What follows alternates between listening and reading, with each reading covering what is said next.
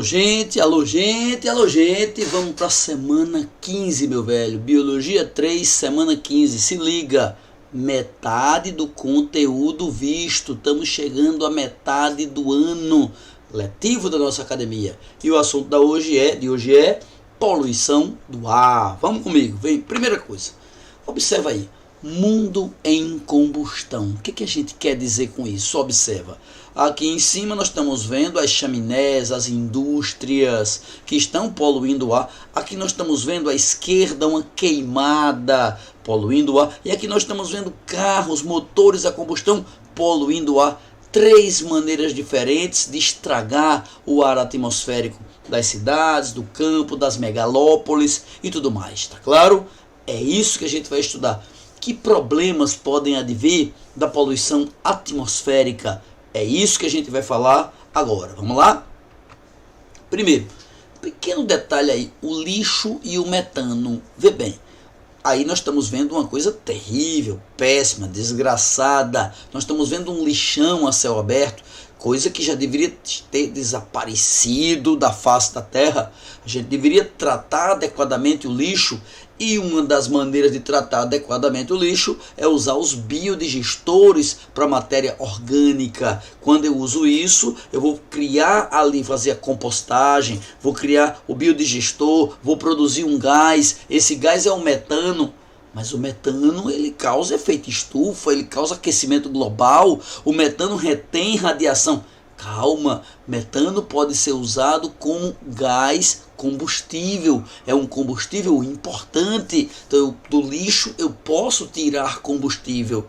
Combustível que, quando eu tiro um combustível que veio da matéria orgânica como metano, ele vai reagir com o CO2, e vai produzir com oxigênio, produzindo material inerte. Ele não vai ser um grande poluente quando usado como combustível. Vamos adiante. Entendendo o efeito estufa, muito importante. Primeiro, vamos derrubar um mito. Tem uma frase famosa: o efeito estufa prejudica a Terra. Mentira! O efeito estufa é bom para a Terra, é útil para a Terra, é necessário, existe e eu quero que ele continue. Por quê? Efeito estufa significa a Terra tem na sua atmosfera vapor d'água, óxidos, por exemplo, NO2, por exemplo, CO2, e esses óxidos, o vapor d'água, metano, que retém radiação. Como assim? Quando o Sol irradia a Terra, o Sol desce, ele vem na forma de radiação ultravioleta. Só que bate na Terra e reflete. Lembre, quando a luz bate em uma superfície, ela pode ser refletida, refratada ou absorvida, né? Se a luz, por exemplo, minha camisa é cinza, é porque ela reflete a cor cinza. Ela pode absorver outra cor, ou ela pode refratar. Refratar é desviar. Então, quando a luz bate no solo, ela vai ser refratada, ela vai ser devolvida ou refletida. Então, quando acontece isso, ela pode mudar o comprimento de onda. E aí ela deixa de ser uma ultravioleta para ser o infravermelho. E daí? E daí que quando mudou a radiação de ultravioleta para infravermelho, o que vai acontecer? Os gases da atmosfera, como CO2, NO2, metano, o vapor d'água, retém, recebem, absorvem essa radiação infravermelha, produzindo calor. Então é isso que causa o aquecimento global? Mas tenha calma, não confunda efeito estufa com o aquecimento global. São coisas ligadas, mas não são sinônimos. O efeito estufa é algo bom. Se não existisse isso, a Terra não conseguiria manter-se quentinha. A Terra seria quente demais de dia, fria demais à noite. Ferveríamos de dia, congelaríamos à noite. Então a nossa atmosfera nos ajuda, porque a nossa atmosfera permite que seja numa temperatura mais ou menos constante. Tá claro? Com menor variação dias e noites. Isso ajuda a manter a biodiversidade. Para a maioria dos seres vivos é péssima a variação grande de temperatura em poucas horas. Tá claro? Então o efeito estufa é bom, útil, necessário e importante. Agora, dentro da Terra, debaixo da Terra, no subsolo, debaixo do solo, existe fóssil, material fóssil. Existe lá debaixo da Terra petróleo, carvão, mineral e tudo mais. E o ser humano descobriu que se ele cavar e tirar esse material orgânico, o que é um fóssil? Material orgânico não biodegradável. Então não degradou, não quebrou, houve uma quebra parcial.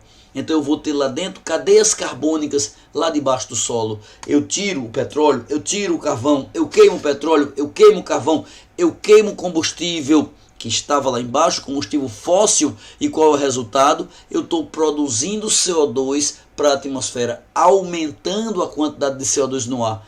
E a quantidade é grande, veja, o gás mais abundante na atmosfera é nitrogênio, N2.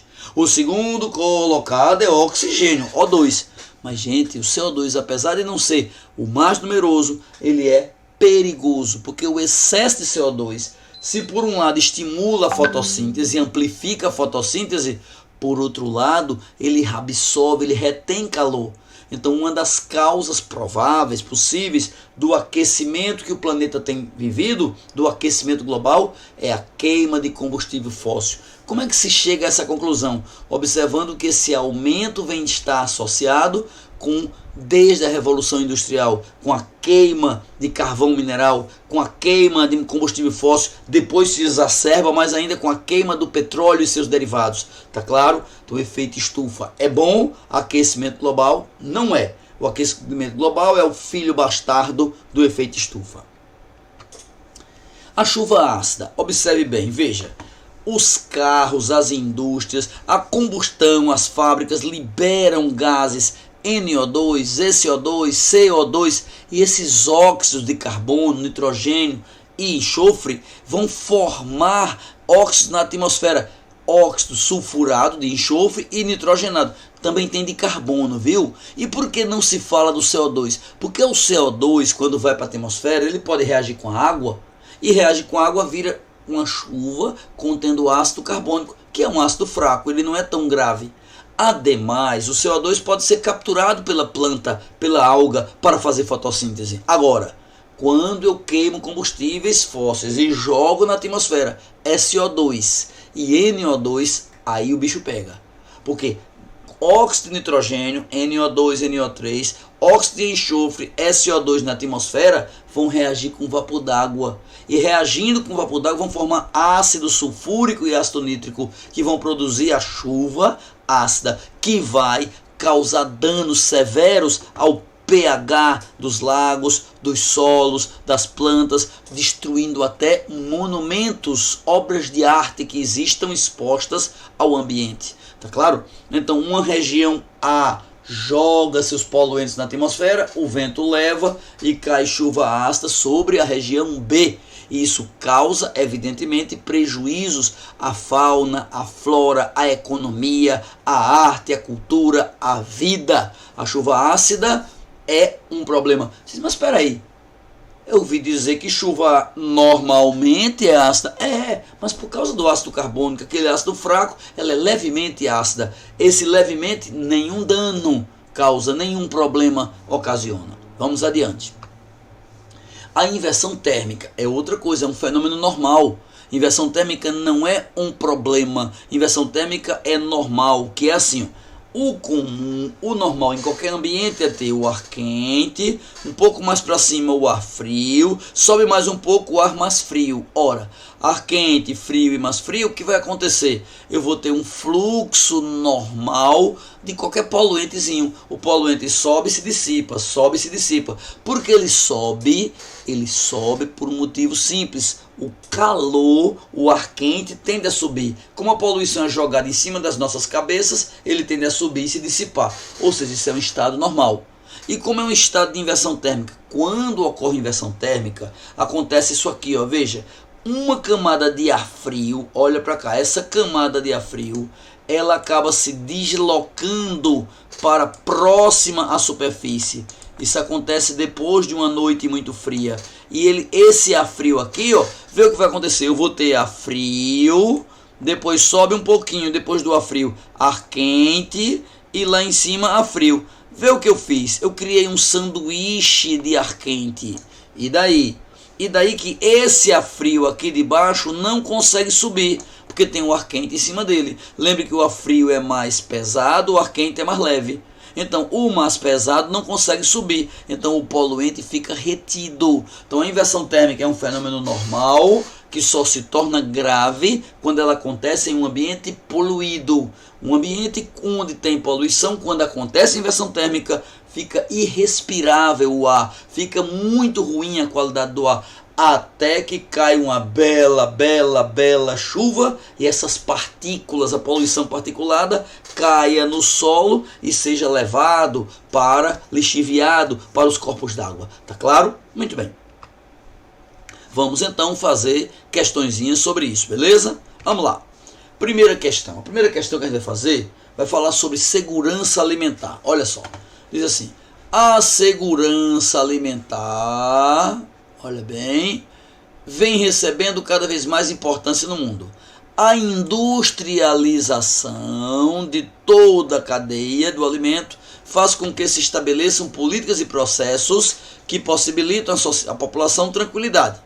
Em contraponto, os alimentos orgânicos ganham mercado, ou seja, atualmente se tem dado ênfase a consumir alimento orgânico em contrapartida de alimento industrializado, beleza?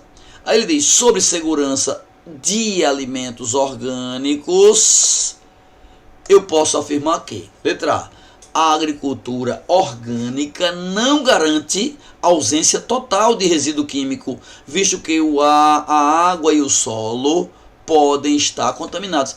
Claro, perfeito, veja, ser um alimento orgânico é bom, é útil, é preferível. No entanto, não é certeza que ele está totalmente livre de contaminação. Eu posso ter contaminação da água, do solo ou até do ar. Verdadeiro, letra A, o gabarito já é letra A.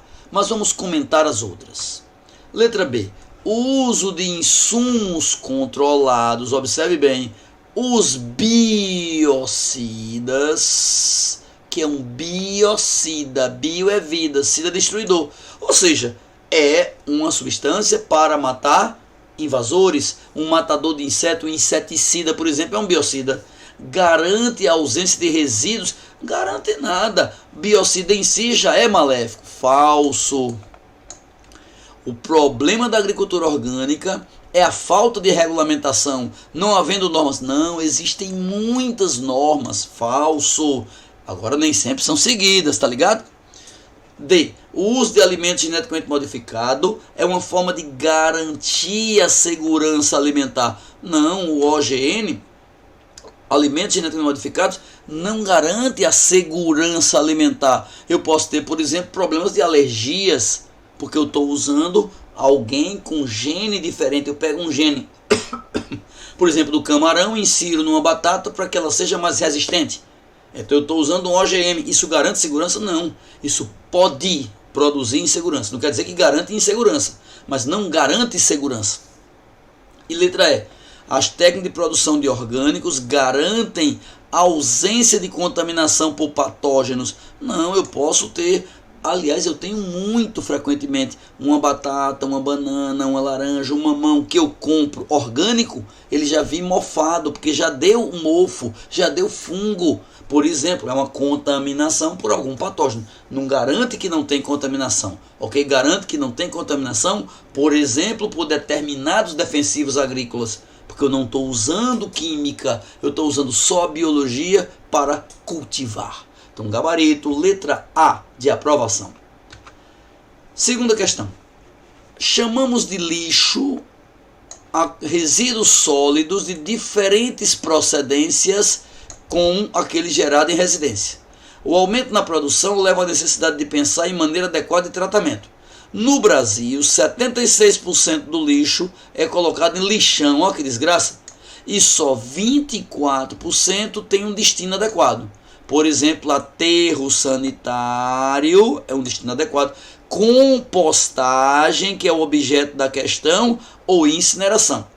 Mas incineração é considerado correto? É. Incineração, por exemplo, de lixo hospitalar, lixo químico, aquele que eu sei que eu prefiro, ele está contaminado por patógenos, eu preciso destruí-lo. Então a queima pode ser útil. Compostagem é muito útil para resíduos orgânicos, onde eu vou produzir o composto, onde eu vou produzir resíduos ainda inorgânicos que eu vou utilizar como adubação. Vamos lá.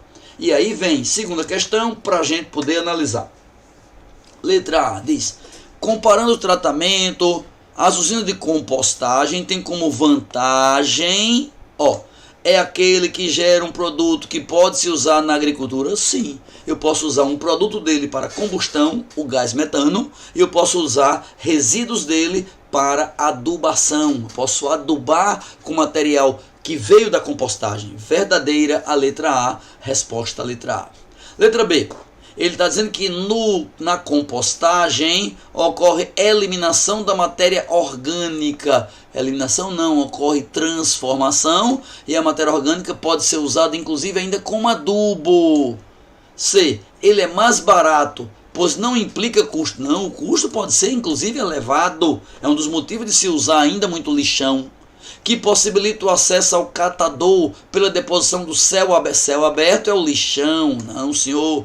E letra E, em que se pode usar área contaminada com produto de mineração. Pelo amor de Deus, mineração não jamais vai entrar para compostagem. Falsa, portanto, a frase é também gabarito, letra A de aprovação. Terceira questão, vamos embora. É uma questão da Unicamp, ele diz: raros são os cientistas que dedicam a medir um único fenômeno. Mais raros ainda são aqueles que alertam o comportamento da humanidade com as suas medições. Um norte-americano passou a vida medindo a quantidade de CO2 na atmosfera, demonstrando que está aumentando. Observa, em 1958, meu Deus, como faz tempo. Antes de movimentos ecológicos, ele desconfiou, esse cara já achava que esse efeito era pela queima de combustíveis fósseis. Vê bem, em 1958 ele já alertava isso. Na última década, ou seja, quase agora, essa hipótese foi testada analisando bolhas de ar retidas no gelo polar e revelando que a concentração de CO2 ficou inalterada por milênios. Aumentando a partir do século XIX, aumentando, ou seja, revolução industrial, combustíveis fósseis, carvão, mineral. Olha aí, galera, beleza? Vamos embora. Os experimentos indicam que a elevação das emissões de CO2, aí diz, a elevação é diretamente proporcional ao petróleo. Veja bem, não necessariamente o petróleo, principalmente usado nos Estados Unidos e China do século XIX. Estados Unidos do século XIX e China do século XIX, China era só agrícola e os Estados Unidos engatinhava, era na Europa. A Revolução Industrial nasceu na Europa e desenvolveu muito lá. Não, falsa letra A. B. Está relacionada com a utilização crescente de carvão mineral. Pela Revolução Industrial. Que propiciou o uso da energia a vapor. E o desenvolvimento de máquinas. Levando a produção em larga escala. Perfeito, verdadeiro, B de bola. Lindo, lindo, lindo. Letra C. Está associada ao uso crescente de petróleo. Bom, até tá, né? Micro-organismo fossilizado? Não, micro-organismo não. Animais primitivos fossilizados. Desde primórdio da Revolução Industrial. Não, gente, peraí. Não tinha petróleo usado lá no começo da Revolução Industrial. Era carvão mineral. Falso. Letra E. Diretamente proporcional à utilização decrescente do biodiesel. Não, gente, biodiesel tem nada a ver com esse contexto. Ele é recente, é moderno e ele ajuda. Ridículo. Falsa, letra D de dado, gabarito, B de bola. Quarta questão. O aumento da pecuária em decorrência do crescimento da demanda de carne tem sido alvo de pesquisadores e ambientalistas. Isso ocorre porque no metabolismo de animais como os ruminantes produzem o gás metano. O metano tem a ver com o quê? Metano. Para que o metano está entrando aí? Resposta: metano é efeito estufa. Efeito estufa, aquecimento global. O metano retém radiação infravermelho. Então ele é um gás altamente capaz de reter calor. Gabarito, letra E de escola. Ok? Efeito estufa produzindo o aquecimento global. Beleza? Hoje em dia se diz o pum da vaca aquece nosso planeta. Quinta questão. O químico norte-americano dedicou sua vida a medir, mesmo texto de antes, mesma leseira. E aqui mostra a variação do CO2, ou a concentração do CO2, desde 1960 até 2010. Não para de crescer. Sabe-se hoje que o CO2 é importante para o efeito estufa e responsável por mudança climática. Considerando essa premissa, eu posso afirmar que o aumento detectado pelo cientista é oriundo, ou seja, quem causou esse aquecimento? Resposta letra A, óbvio, queima de combustíveis fósseis, primeiro o carvão, depois o petróleo, ou os dois juntos. Flatulência de bovinos e ovinos, veja, é verdade que também pode contribuir, mas ele falou principalmente... Respiração e fotossíntese não, são fenômenos antagônicos que têm saldo praticamente zero, não tem aquecimento causado por isso. Erupção vulcânica também, mas ela sempre aconteceu, não há nada indicando que tenha aumentado nos últimos anos, não. E aumento de consumo de fertilizante, fuga ao tema. Fertilizante vai ter uma série de consequências, nas quais não se inclui o aquecimento global. Gabarito, letra A. De aprovação, de até logo, de até a próxima, de vamos nessa que é boa beça.